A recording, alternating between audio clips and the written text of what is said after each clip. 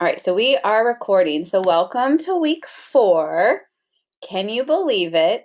I know this month has been a little different for all of us, especially, with the beginning of the week. I didn't get to teach our live one as I usually do in week 1. So I'm really excited to be live with you guys here today. Your last week. Welcome. You've made it. Take that collective deep breath. My name's Emily Green, and I'm one of the instructors here in Psychology of Play. I absolutely really love this course. I think it has just such a heartbeat in regards to just how relevant it can be, especially for those of you as you embark on this really very fast-paced journey here at Full Sail. I find this course to just be extremely centering. So I hope you found it.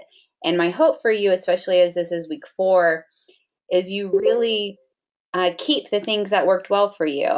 I always like to say, have options, and then, some things maybe you won't keep, but then some of those that served you well, I really think they can keep serving you throughout the rest of your time here. So I hope that some of the stuff that you got out of this class and will help you as you go onward in your program. So here's our agenda for the day. We're going to talk about being purpose-driven.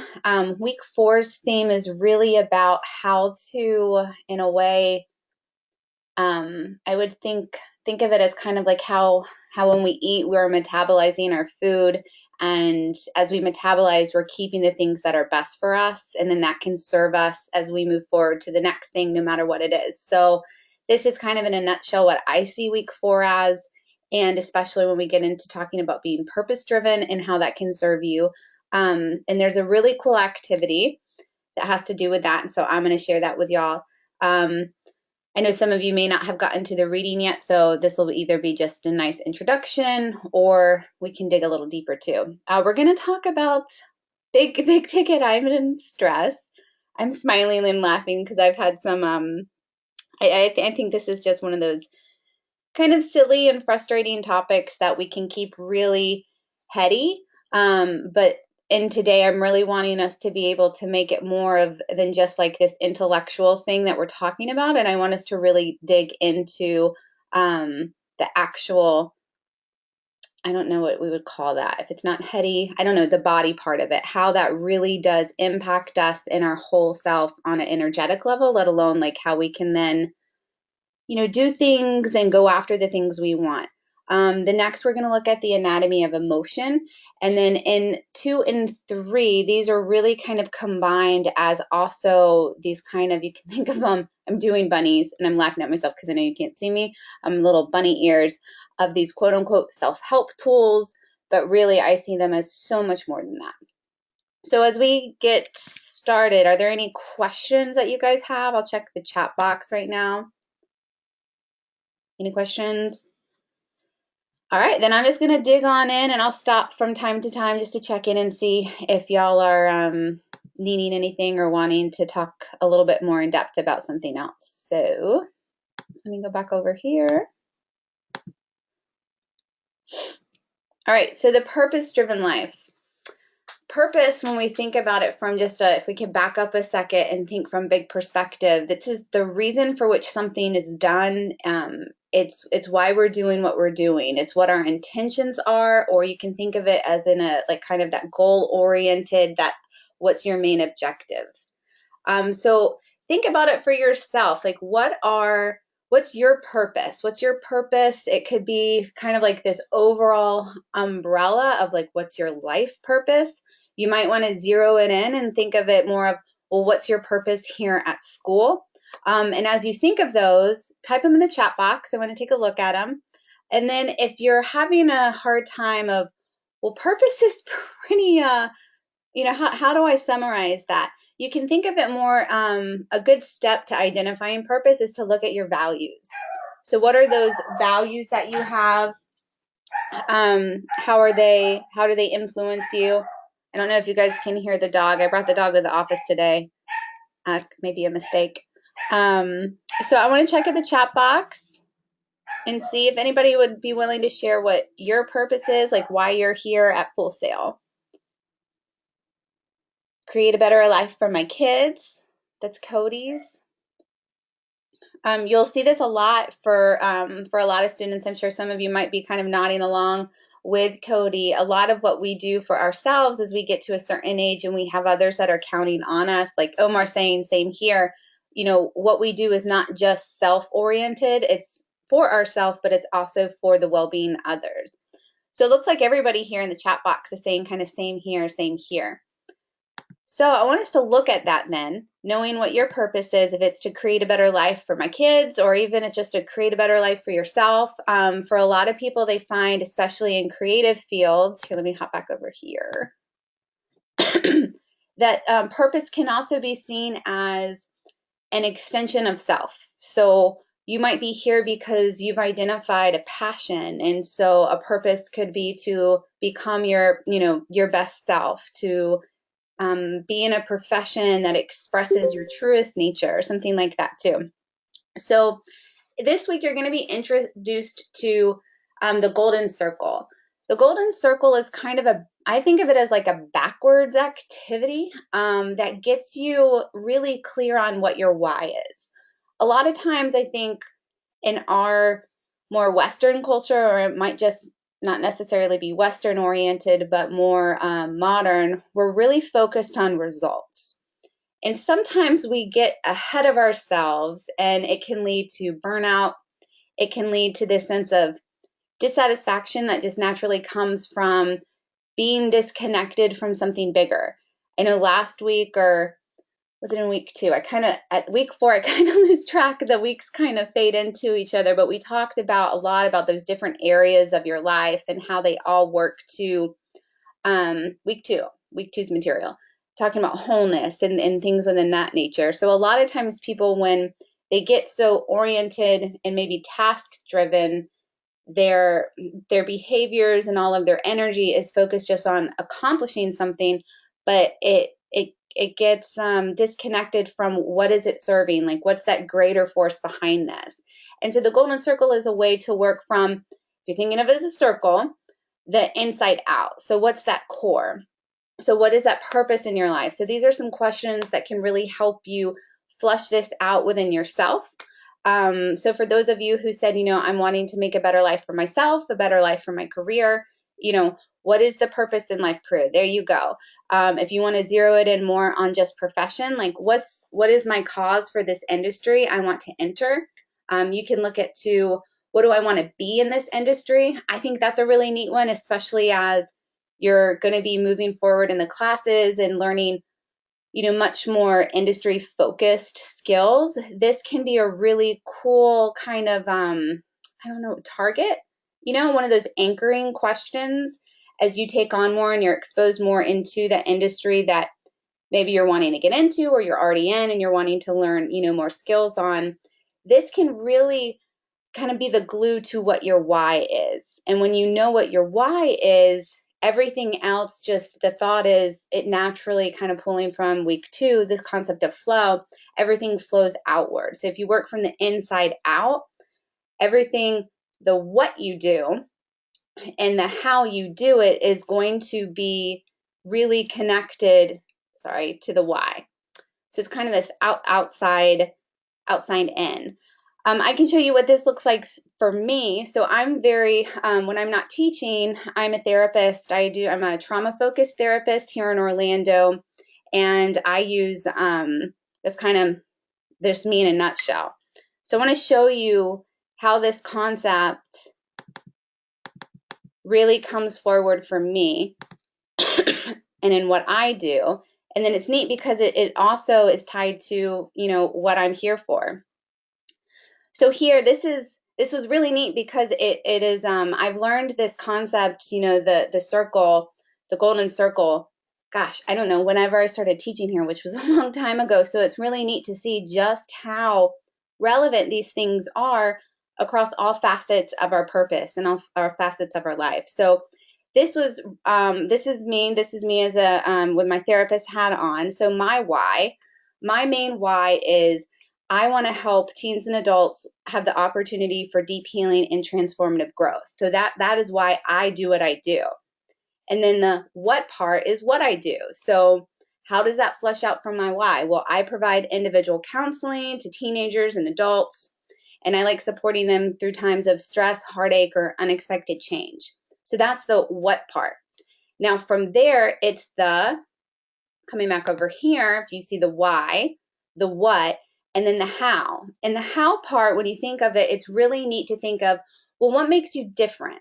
So when you think of, if you're kind of going into your professional self, you're going to be in a highly competitive market. Like, that we all are, no matter what quote unquote industry we're in.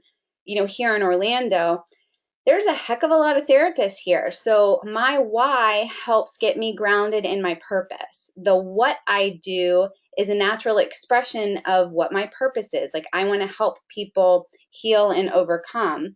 And the how I do it, well, how do I do it? And how do I stand out from the pack? Well, for me, I do that with my approach. So what makes me different, the how it is the kind of therapy I provide. So for me, when I have my therapist hat on, I provide what's called EMDR therapy. It's a trauma-focused therapy. And then I use also biofeedback that really helps to do some down regulating techniques that we'll kind of get into when we switch to the stress management part of it.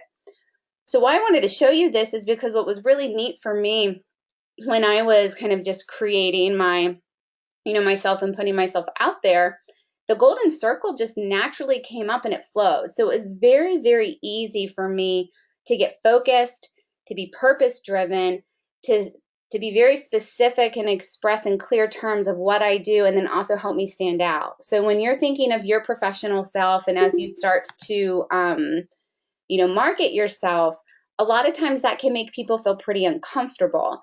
But when we can connect deeply to our center, to that purpose, it becomes just not this kind of like, well, I don't want to toot my own horn kind of thing. It shifts to this place of where it's deeply connected to who you are. So it becomes very forthcoming and very natural, and can really help people when, especially those of us who have a hard time kind of talking about ourselves. So as you think of the golden circle, what I love about this, and what I hope all of you really get from it, is it helps you get very, very clear on, that purpose and that why. And then it moves you to the what you do, and then what sets you apart, the how you do it. You can see this also, Simon Sinek, he's the one who's created this whole golden circle thing. He gives examples from Apple and Apple products. There's someone who is a big tech company, but there's something extra about them that has more than just, your run-of-the-mill, like, let me go buy a computer. Let me see. My technical stuff started acting up. Is everybody okay? Can everybody hear me okay and everything? If you could just type yes in the chat box. I don't know what was going on with my computer.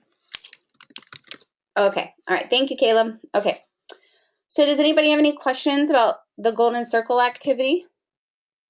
If so, type in the chat box. You can throw a hand up so I can unmute you.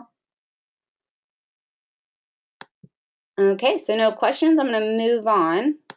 So again, that golden circle, what I really like about it is, especially introducing it to you now here at the beginning of your classes, is it helps you get anchored into what is, from a professional place, like, what's your purpose here? So you could even take this as like a student. So my why could be, those of you said, to make a better life for myself. What I do is I'm getting a solid education, and how do I do it? Well, I'm gonna flush that out really specific. Like, I'm gonna be engaging in every class. Like, I'm gonna make sure that I'm turning in my assignments.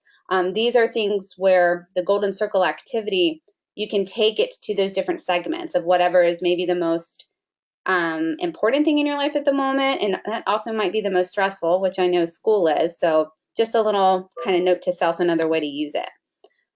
So speaking of stress, I want us to think about stress from more than just this kind of big catch-all thing. I want to introduce a few ways of understanding stress that give, I don't know, a little maybe a bit more of a wiggle room, and also a scientific understanding of the role of stress. We're also going to look at what is good stress versus bad stress. I want to focus on also things for you to watch out for that can be signs of maybe stress overload. And then at the end of it, I want to give you some tools. So first off, stress is a way that we're activated. So stress in the body, a lot of times, and again, I think this is kind of a Western thing, but also a modern thing, we forget that we are this interconnected human being. Our mind and our intellect, those mental processes kind of get like this, I don't know, maybe those old what do you call it? I can't think of the name of it. Those old TV shows where you have to guess like the top ranking one of something. Well, I think in us, if we were going to do that, we rank the brain and our mental or intellectual capabilities as like the most number one asset we have, which our brain is a huge asset. However, when we look at just from this narrow viewpoint, we forget that stress is so much more than in our head. So the stress that you're feeling, and a lot of us are very aware of stress as it manifests in our mental health. This could also meaning, your self-talk and how it gets negative, or it is very, what would be the word? Like very self-deprecating and things like that. It's not very serving. But we forget that stress is a whole body component of ourselves as a human being. So when I'm working with, one of the things I love doing in my job here, and then also with clients when I'm in therapy, is I like to remind people that you're a whole big system, and stress is actually something that's not just in your head, it's actually in your nervous system. So stress in the nervous system is this is where we're going to go into a little sciencey part of it, but I think it's really helpful. And it's helpful because when we learn more about kind of what makes us tick, I think it helps us be a lot more forgiving to ourselves and give us some, what I call some inner wiggle room, so we can reduce a lot of the criticism that we have to ourselves, a lot of the perfectionist tendencies that we have to ourselves. And we know our creative students has a lot of those. So I think when you can understand the role of stress, how it actually works in the body, and then that understanding can kind of give you not an excuse to go easier of yourself, but just from a much more, informed place of, oh, this stress, yeah, it's not, if I'm overwhelmed, it's not because I'm weak, it's because, my nervous system is really flooded. So just to back up, and I'm going to keep it really light. I'm not going to go into like this super, super duper, like I think really cool, nerdy stuff. I'm going to stay really light. But overall, you can think of your nervous system, as a processing unit for stress. And the autonomic nervous system is that control system that is working with or without your consent. So it's really good. It's the stuff that keeps you breathing. It's the stuff that's just regulated unconsciously.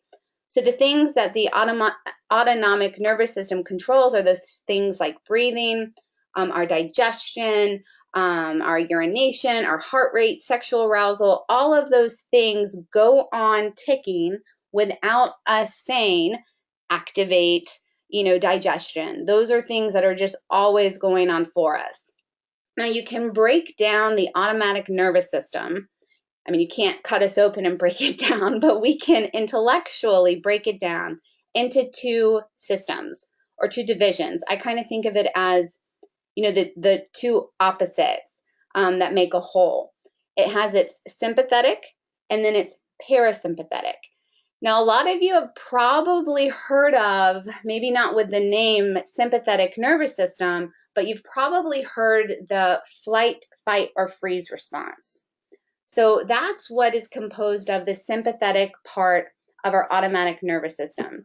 So this is the part of the body that is prepared for if there's distress or alert or any kind of sense of danger. It's going to kind of hijack our body through this system of the sympathetic nervous system, and it's going to gear us up for survival. So we might be doing that through running away, getting super still so no one can see us, like maybe it's a T-Rex and in Jurassic Park, so you got to be still, or to run as fast as you can, or gear up and fight.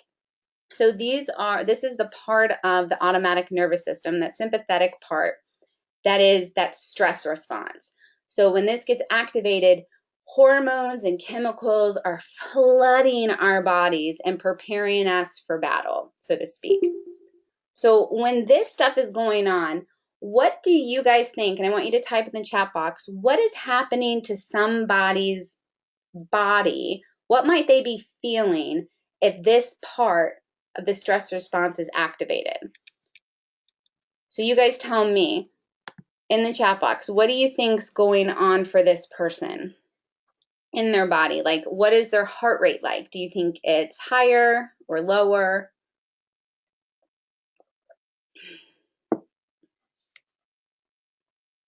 Or think about what happens to you when you've been stressed in the past. Okay, guys, I'm looking for some feedback in the chat box.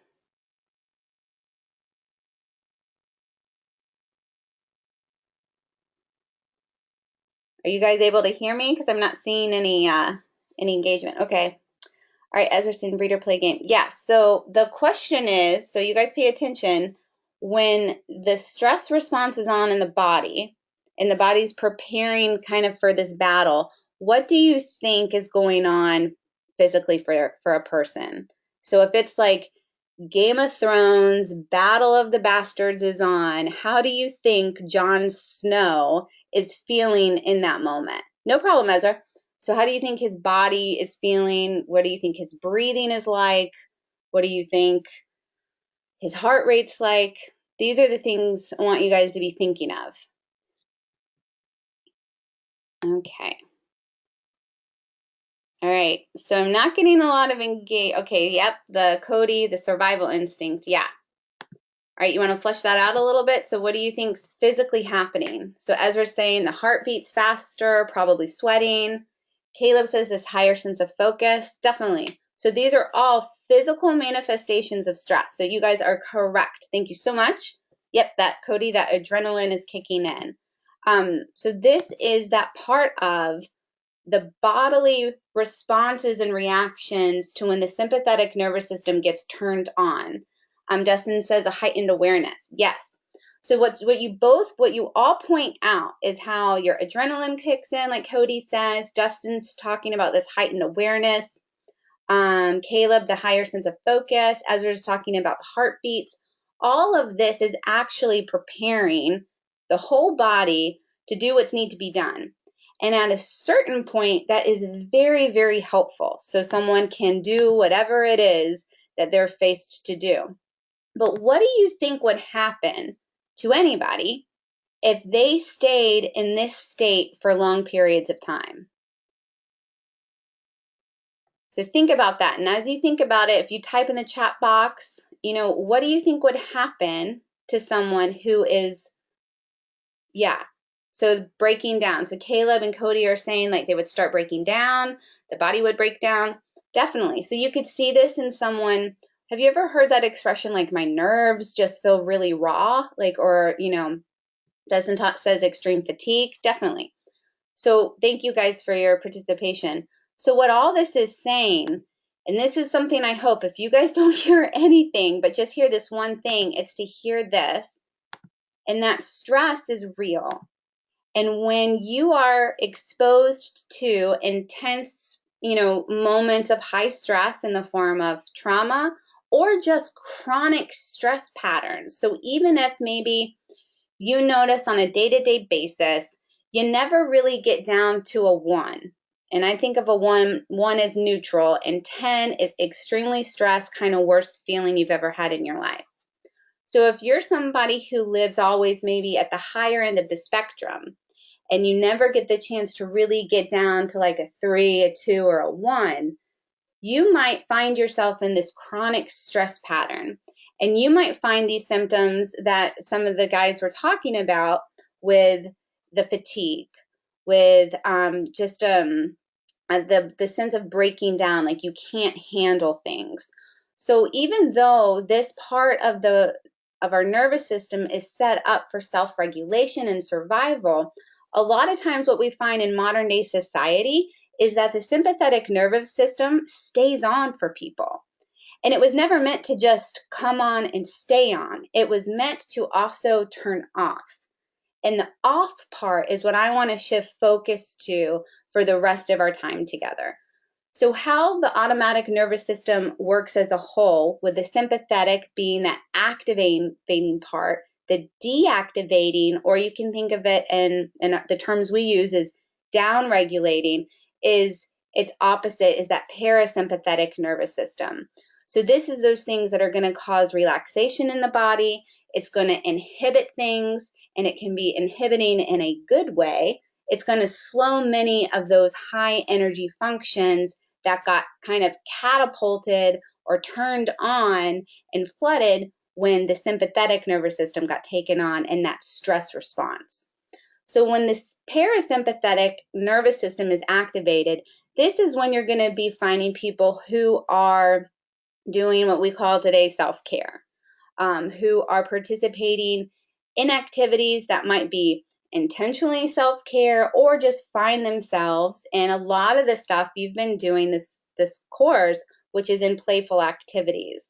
We know that when we engage in play, we find ourselves in more moments of flow, more moments of joy, more moments of peace, and a sense of interconnectedness. And all of that really helps to calm down or down regulate those functions in the body that might have gotten turned on during like a high stress response.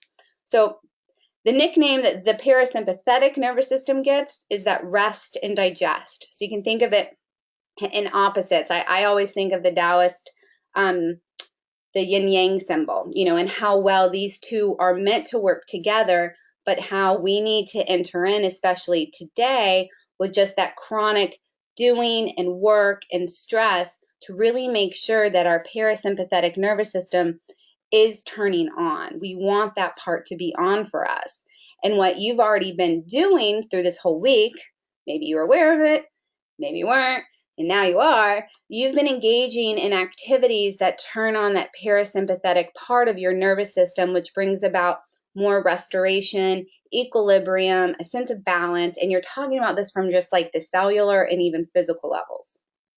Okay, so the idea of play and stress, again, I know we kind of bumped into this in week 1, because we talk about play as being an involuntary act, but obviously in the class you kind of are having, you're having to do something. So it's not just this voluntary thing, it's this involuntary thing.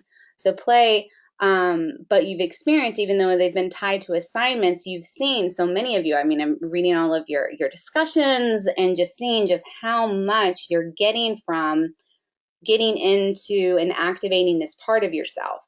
So what you found is just how useful play is as a conduit to turn on these down-regulating techniques that reduce stress. One of my favorite benefits of participating in play is it turns off, like they call it the monkey brain. It's like the idea of just always going. So it turns off that problem fixated brain that we have that just jumps around, like jumping from tree to tree and keeping on going. So it gives our brain the chance to turn off its mental, and I don't mean like working functions, I'm talking about the mind functions, that part of our brain that's constantly problem solving in the background, is very mentally aware of things. When we're involved in play, those things can dissolve and our brain can do the baseline things it was created to do, which is to regulate our organs and the cellular processes and things like that. So play can be doing so much more than we're aware of, and it's really nice. It also gives this wonderful discharge of all the physical energy of stress. So obviously this play would be much more body-oriented play. I like to think of it too as it's taking a bath for your nervous system and those happy, peaceful chemicals that come from activating the parasympathetic part of your automatic nervous system. So I want to do kind of a little check-in. Anybody have any questions or pacing going okay today? I know we don't have a lot of people on, so there's not that much, excuse me, that many questions today, but do you guys have any? Dustin, Cody, Caleb, Ezra, any questions right now about this? Okay, all right, so pacing is okay. So today we're probably going to end maybe a lot faster. If y'all think of any, just pop them in there, and I'm going to come over here to the chat box and pop in from time to time. Okay, so we're talking about play as a way to engage those deactivating or those down-regulating techniques that actually lowers your stress levels. So talking about stress management, I know again, like today, I love that this is something that is very kind of pop culture, the whole like self-care initiatives and things like that. I love that. So I want to talk a little bit about some tools and introduce you to some tools, and also kind of look under the hood of them to see how much more they can be than just like the pop culture version of them. So who in here, if anybody does, let us know, like, who practice mindfulness? Do any of you guys? So mindfulness has, excuse me, let me see. Caleb does. Caleb, how long have you been practicing mindfulness? And if so, like, how have you found it helpful, unhelpful? Is it something that's coming natural to you, or you're kind of struggling with?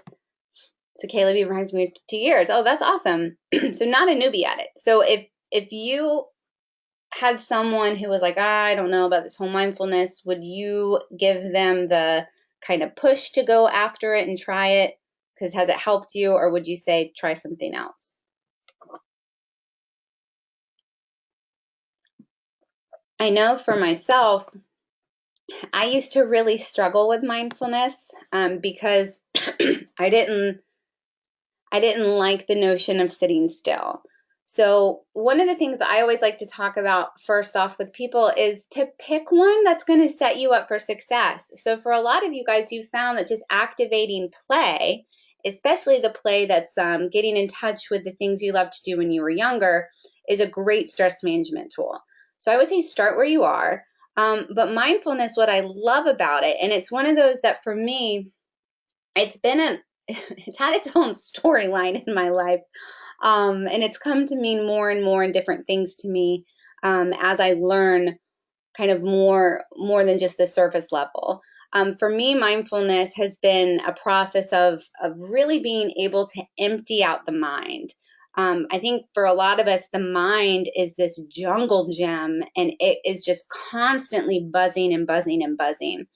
Now, mindfulness can be done in a few ways that can help you get out of the mind itself. Because I think sometimes for some of us, it's like the idea of mindfulness is, it sounds horrible because we're like, wait, our mind is not a nice place to be, or our mind is really, really busy. So I want to get out of there. So one of the things you can do in mindfulness is looking at different techniques that allows you to focus on just a single point. So it could be an actual physical point you see, and you're bringing all of your attention to that spot. I really like to use kind of grounding techniques for mindfulness practices because it helps me focus not on, I know this sounds a little weird to say this, but not internal sensations, but on external. So this is a really good kind of introduction way to get into mindfulness. So it would be done by wherever you are, like even right now, if you're sitting in a chair, it would be focusing on what you're aware of. So focusing on the breath in your lungs, feeling your back against the chair, feeling the material that your feet are resting on. Maybe they're on a carpet or a cool floor. You can take your focus and see How does the light in the room? Is it bright? Is it soft? You can take your mind and focus on all these other external kind of, I call them decorations, that really help ground you in the now, in the present, but it's just not so internally focused. This is something that I work a lot with people who have anxiety, and especially like social anxiety. So the mindfulness as a grounding technique for those like external decorations can really help someone ground themselves in a more calming state just by noticing what's around them. So it's kind of like, you know, the I Spy game when we were little, like I spy with my little eye. It's kind of that. And you can do it quietly to yourself, so nobody even knows you're doing it. One of the other things you can do is you might progress, and maybe Caleb, you've experienced this since you've been practicing for a couple of years. It's the idea of being able to move more internally focused and returning always back to, you can call it like blank or an emptiness or this single point. So it's not about not having thoughts, it's about, are you disciplined enough to return to a space where there is just a single point? And so you can do that just with, you know, that's not focused more on external, but internal. So it's always just, if there's a thought, you let it go, and then you return back to that single place of feeling like the empty that's not really empty. This is one of those that can be kind of woo-hoo, but I find that there's a lot of good introductory videos on YouTube about it. And then also, I think it's Headspace. I think that's the app. That's a really good one too. It can help a more kind of guided meditation to mindfulness instead of just you and your mind alone. So there's a lot of different ways to go about mindfulness. And the really cool thing is it's a skill. And so a skill implies that it's something you can get better at. So if it's not something that you gravitate to or you're natural at, I say always kind of come back to it and pick it up and try it again, because it might be really good for you at some point. Biofeedback. Biofeedback is another really good stress management tool. So there's this really cool program, and I'm not going to go into the really nerdy rabbit hole I could go in, but I use HeartMath with my clients as a biofeedback model to help them really get how much they have control over their nervous system. So like we were talking about before, when someone's really activated and their stress response is super high, so someone who has anxiety and is we call that hyper aroused, they're going to always feel outside of their window of tolerance. So if you ever feel like, you know, you just can't take things anymore, like maybe you notice your patience is just done, you know, and you're really irritable and things like that, you can use biofeedback even without having an actual, you know, tech tool to notice this for you, but you can become aware of your own body sensations. And that's why I think it's really, really cool, because it helps remind us that it's not all in our head. So biofeedback is really good at building up your self-awareness that can help you identify those red flags to when anxiety is going to hit, or when you're just really just too stressed to take on anything else. So your own body is your awareness tool, and you're just noticing it. There's no judgment. There's no value to it. You might just catch yourself recognizing, oh, you know what? Like my body is telling me right now through, maybe it's my heart is racing, or my head is pounding, or my nerves feel on, you know, on edge. Maybe you feel the tension in your shoulder between your shoulder blades. Maybe you carry yours in your lower back. Maybe you feel like butterflies are in your stomach. This is all biofeedback. You don't need technology to get the feedback from your own body. All you need is your awareness and your ability, and I guess the patience, to just notice those things. So when you can notice the signs of stress, you can help combat them, or do those calming, what we call down regulating techniques, to help get kind of a handle on your stress, because we don't want it to like be the runaway train. You want to be able to stop it and then soothe things down and make it better. Another tool that you can use, which you've already been doing in this class, is reflection. So every Tuesday, like today, you'll have your reflection questions due. You're already doing this, and so I really hope this is a tool that you carry on with you, is you're really making space to actually catch up with your mind. So a lot of times what we find is, our bodies can only live on the physical plane, but our minds and our emotions can get way ahead of us. And our bodies are constantly trying to keep up. But that sense of tiredness, Caleb, the fatigue that you were talking about, all of those things are signs that your body is struggling to catch up. So when you're using things like mindfulness or the biofeedback, just noticing the fatigue you have, noticing the irritability you have, noticing if it's the tightness in your muscles or whatever it is, using reflection with those things can really help you connect those dots. So I think sometimes we might be really good at one of these, but when we unite them, it helps us recognize what's really going on, catching us from that whole perspective instead of just divvying up our lives in these compartments. So I really hope that you'll use reflection, taking time to write, to journal. And if maybe that's not your the best way that you like to do things, you could always do videos. So I know that a lot of students they like to make video journals. So if that's something that you would rather do, just having that, and I always think it's helpful at the end of the day to have that time of reflection, but for you, maybe it's the morning. So it's whatever works well for you. But I really think that the reflection is one of the best tools that you can use to help you catch up with yourself. And all the demands on your life and make a connection between these things. So I think I said this, our body is always talking to us. It's the question of, are we listening? Okay, so now I'm going to do a time check. Okay, we're doing okay. Any questions on any of that? Oh, okay, so Cassia, you say you recommend Headspace. That's one I've heard about. I haven't tried it yet. I'm glad that was the right app. Anybody else have an application? There was one I was trying to think of, but it's just escaped me. I think I don't know if it's for the phone yet. A Calm, another one, Cassia says. Thank you. Let me see. It's very beneficial because of building. Okay. All right.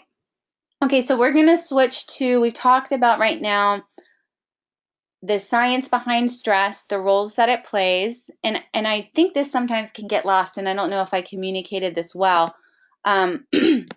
Stress by itself is not a bad thing.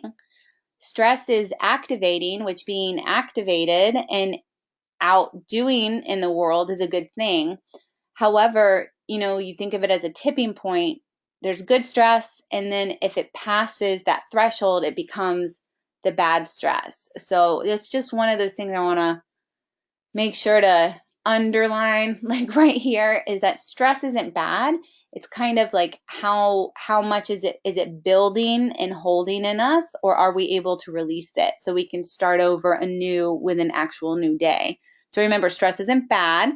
It can be very motivating.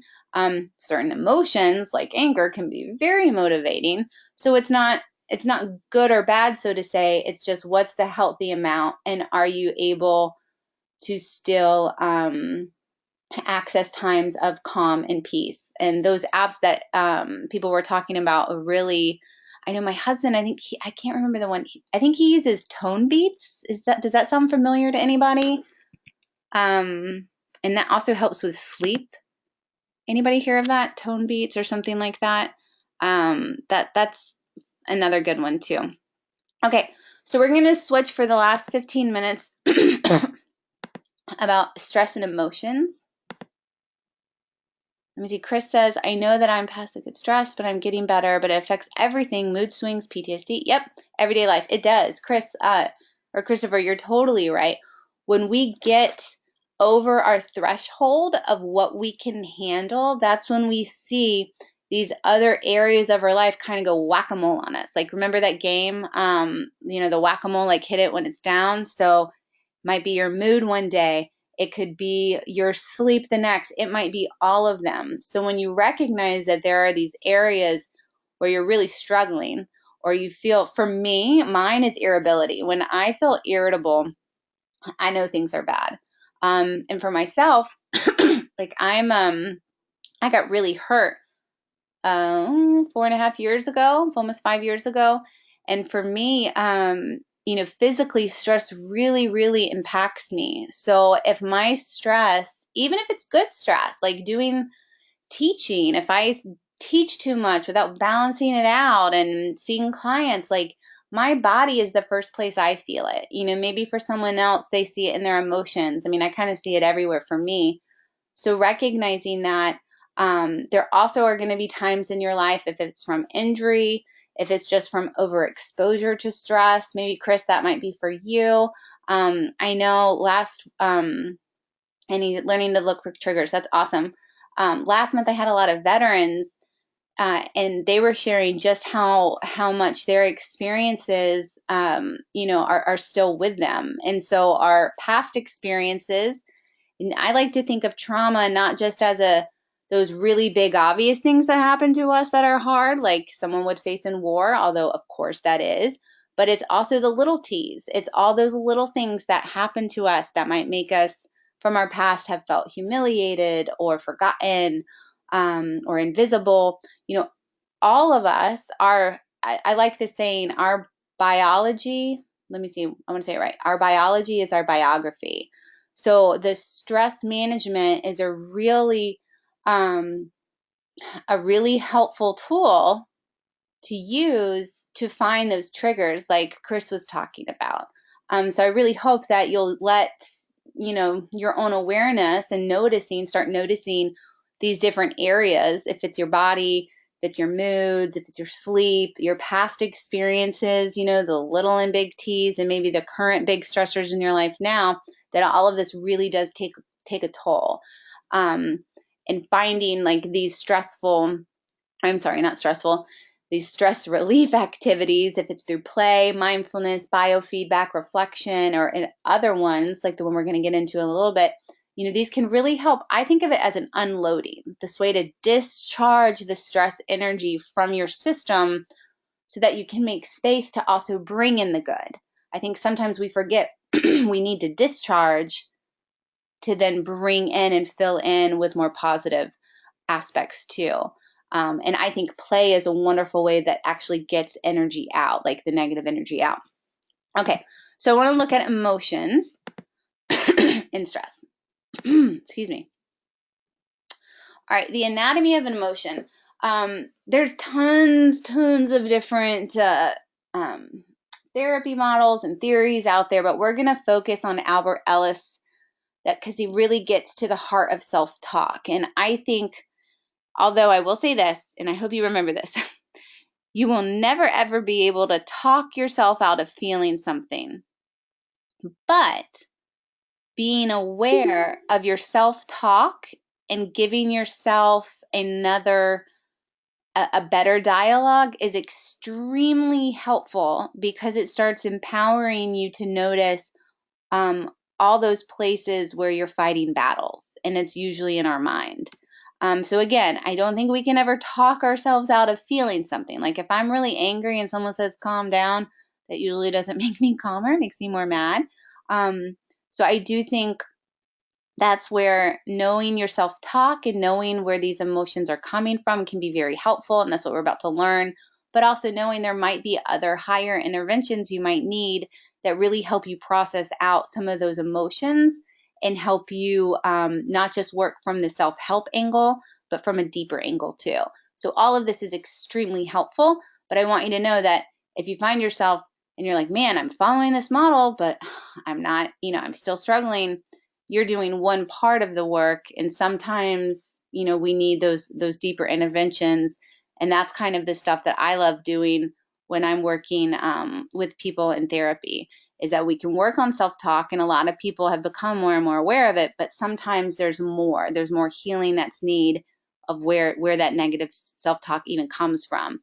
But getting to the anatomy of an emotion, we're going to look at REBT, which is Rational Emotive Behavior Therapy. It's a subtype of cognitive behavioral therapy. So, of course, this means they're going to be looking at a lot of your thought patterns, the behavior that's tied to it. But the big difference between just regular cognitive behavioral therapy, which you probably heard CBT a lot, is the rational emotive behavior therapy really looks at beliefs and emotions and the links there. So again, it's focused on helping clients change irrational beliefs. So the goal here for people in this camp of understanding emotions is they're wanting to help people develop an acceptance of reality, even when their reality, their current circumstances are really unfortunate and unpleasant.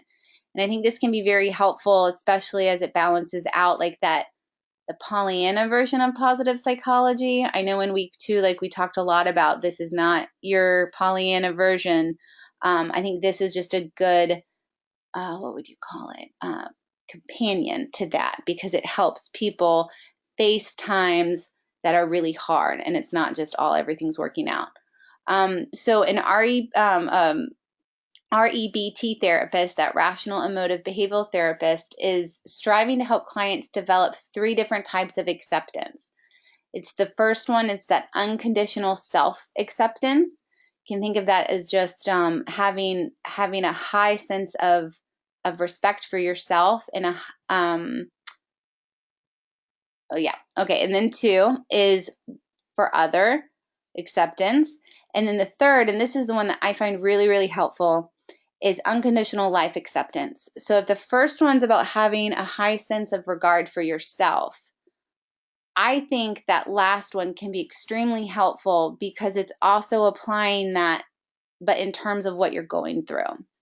So not just you, and if you're able to go through whatever you're going through, quote unquote, good enough, but looking at, well, maybe things are as hard as they are right now because the circumstances are that hard. And I think this can be very, very helpful, especially when we get locked into those coping mechanisms that really pull out that self-criticism and that perfectionism and the comparison.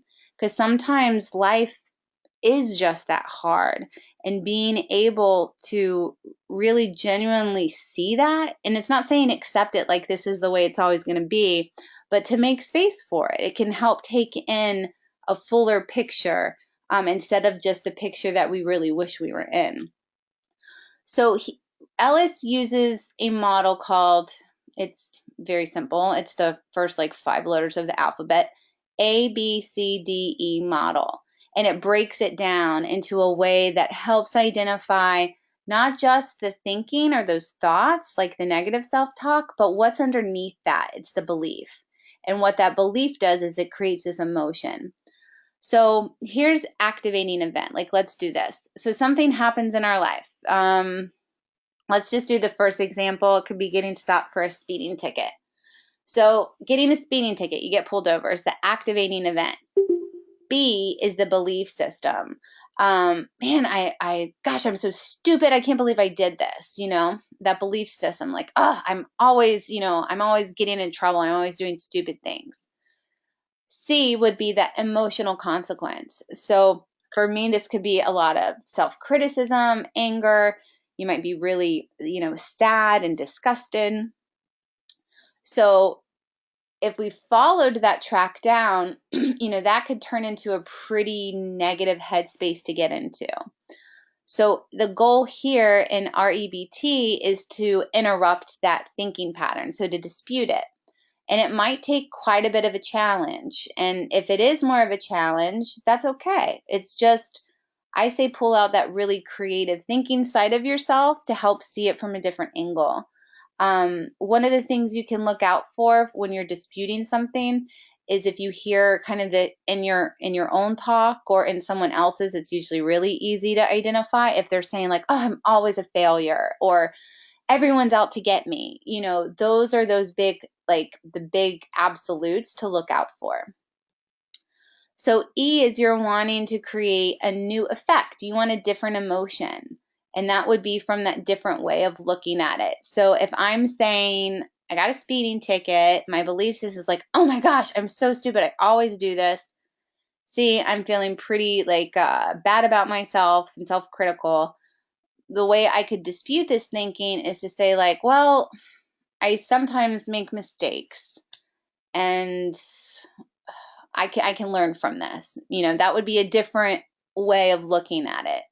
So if I go from like, oh, I'm always, I'm always messing things up. I'm always doing this. I'm always making mistakes, to, you know what, like, I'm human. I can make a mistake. I can learn from this. I can handle it. My new emotion, my more positive emotion, so putting me in a better headspace would be, okay, I feel more self-forgiving. I feel, more, what would the word be? Like, if it's more self-forgiving, more gracious to myself, I'm fine. I'm okay. So this would be a way, and I don't know about for you, if you guys have ever used a self-talk tool to help kind of talk you down from the ledge, so to speak, or any other tools that have helped decrease your stress. Like if you would, maybe when we haven't gone over, just type in the chat box. But again, like one of the things I like about this model, the ABCDE model, is it really helps us look at emotions from different angles. One of the things, though, that I will say, that self-talk, I think if you notice that yours tends to be more negative naturally, it's probably coming from somewhere, and that where it's coming from are going to be patterns that we've learned early on in life. So if this model keeps frustrating you because you identify so much negative self-talk, I really want to encourage you to think of, well, maybe I have some deep ingrained patterns in me that make it harder for me to experience more of those positive emotions.